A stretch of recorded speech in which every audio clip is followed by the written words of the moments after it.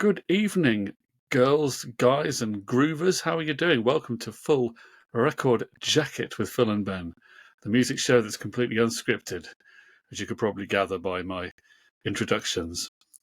So, Ben, apart from having pot noodles, what are you doing? This is a pot noodle cup.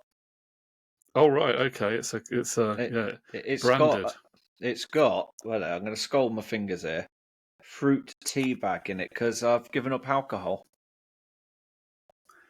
I was just wondering whether it had any musical connotations. I suppose, well, pot has been quite popular with musicians down the years. But, Yeah, it has. It has. No, but no, I am. I'm going dry. I decided that it was last Saturday, just before New Year, and I suppose I better wish everybody a happy New Year. Happy New Year, or as I called it, Happy Monday morning. What was I saying? Oh yeah, we were I talking about decided. alcohol. Yeah, I went shopping. I bought 2 bottles of Baileys, and anyway, after polishing them both off, I felt rather sickly. I felt like I was definitely the cat that had nicked all the cream, and I thought, you know what, I'm just not enjoying this anymore. So I've gone fruit bags. Well, I'd rather drink tea than Baileys in a large quantity. A small measure of Baileys is okay, but it's like certain music, isn't it? One song is okay, but the whole album of it is just you don't really want to listen to that for the whole 45 minutes. No, I fully agree. Good luck with that then on the wagon. But that's not the only wagon you've jumped on this year, because you've also pledged to buy no vinyl for 12 months, which is... Oh no. Let's pedal back from that one That's slightly. what you said on a text message the other day. What does the message actually say? Go on, find the message. I don't know whether I can find it here on I said WhatsApp. I'm giving up for a month of buying vinyl. I think that's what I said. I can't give up for 12 months, Philip. You said... Go on, find it. I've put a ban on any new vinyl. Okay, I thought it was a New Year's resolution. Well, you didn't actually write a time frame in here. You said... No. Well, what I've done is I've set myself 2 or 3 New Year's resolutions, because at least if one of them comes through, I'm doing all right, ain't I? I suppose that's fair enough, yeah. Yeah. So I am going to try and not buy any more vinyl, but I won't lie to you. Since Christmas, there may have been 10 or so turn up. That includes Christmas presents. Obviously, you've listened to all of them, of course. No, well, I've got a little confession to make now.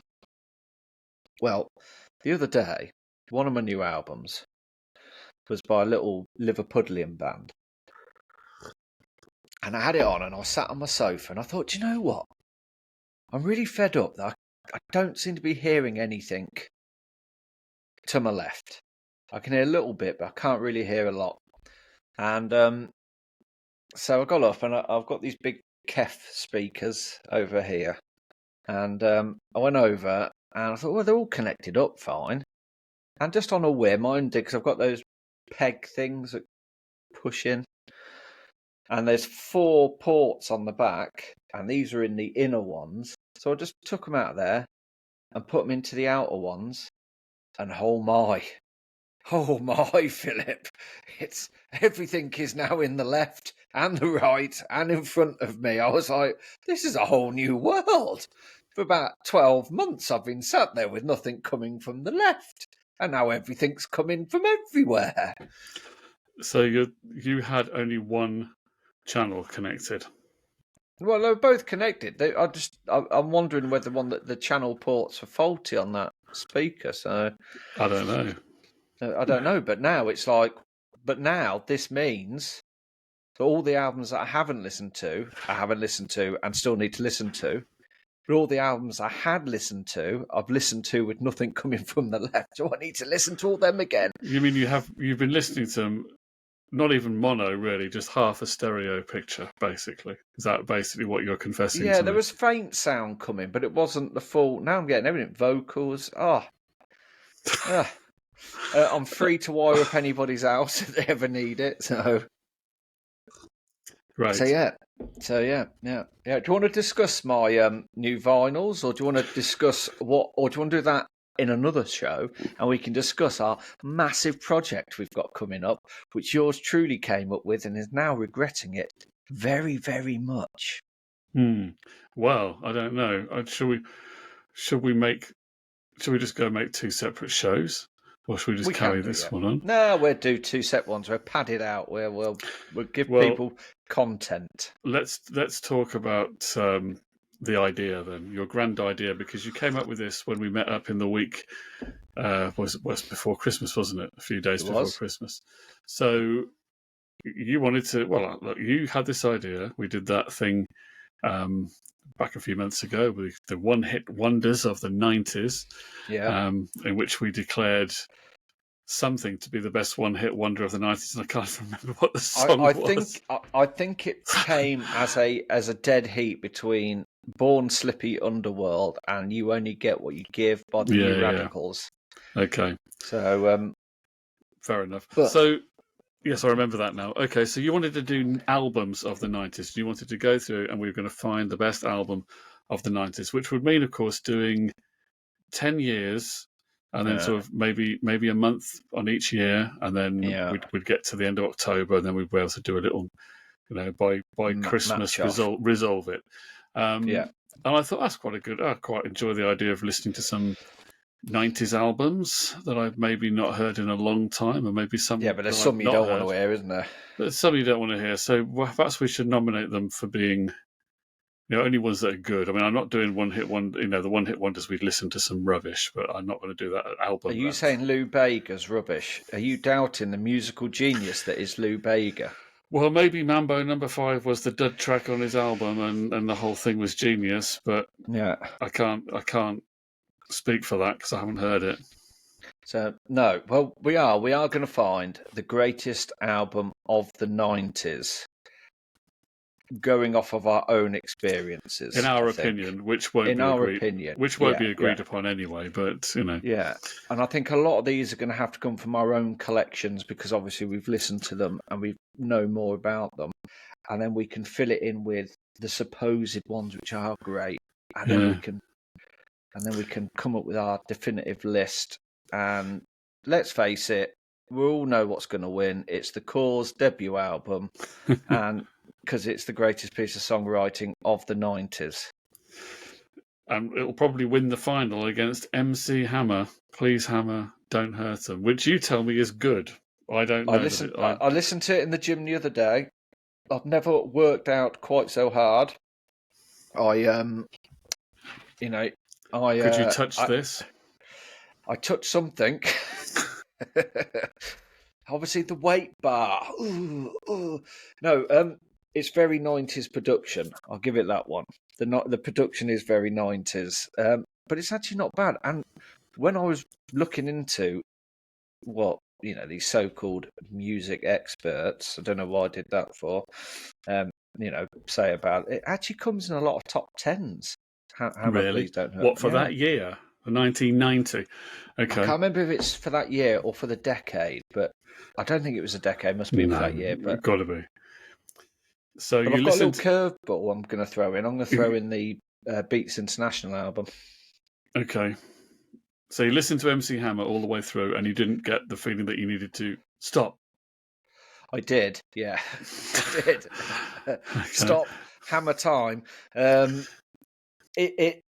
suppose your ears become accustomed to a certain type of music, don't they? They become, and as soon as it started, the first track, I was like, "Oh God, I am 11 again," and I remembered all the words. It's brilliant. But then, as my matured ears, it became a bit tiresome. It was good, but I couldn't listen to it over and over again like I did when I was 11. Those days are gone, MC Hammer. You can pray for me to listen to it again, but I don't know if I can touch this anymore. Well, okay. Please don't hurt my ears. Am I going to have to listen to that then?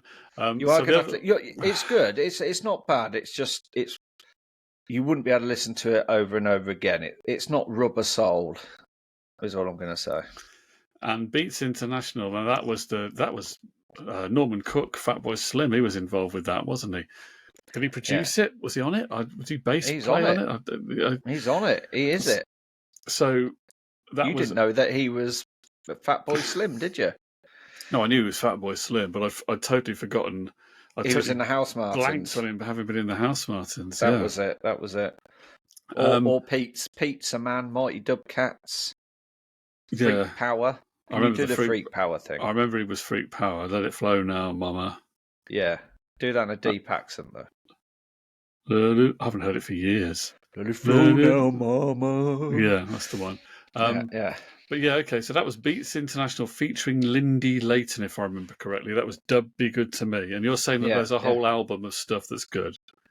Yeah, I don't mind that album.